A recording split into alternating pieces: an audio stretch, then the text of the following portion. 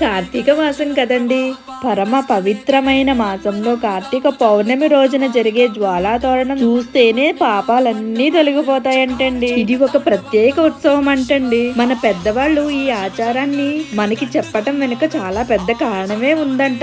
యమలోకం లోపలికి వెళ్లకుండానే ఫస్ట్ దర్శనం ఇచ్చేదే అగ్ని తోరణం అంటండి. ఆ అగ్ని తోరణాన్ని దాటే లోపలికి వెళ్ళాలండి. ఫస్ట్ శిక్ష అంటండి ఇది. ఈ శిక్షను తప్పించుకోవాలంటే ఒక ఉపాయం ఉందండి. ఈశ్వరుణ్ణి ప్రార్థించాలంట. కార్తీక పౌర్ణమి రోజు ఎవరైతే యమద్వారం నుండి 3 సార్లు అటు ఇటు వెళ్లి వస్తారో వారికి ఈశ్వరుడి అనుగ్రహం లభిస్తుందంట. అతనికి యమద్వారాన్ని చూడాల్సిన అవసరమే ఉండదంట. అందుకే అందరూ తప్పనిసరిగా ఈ జ్వాలా తోరణ మహోత్సవంలో పాల్గొనండి.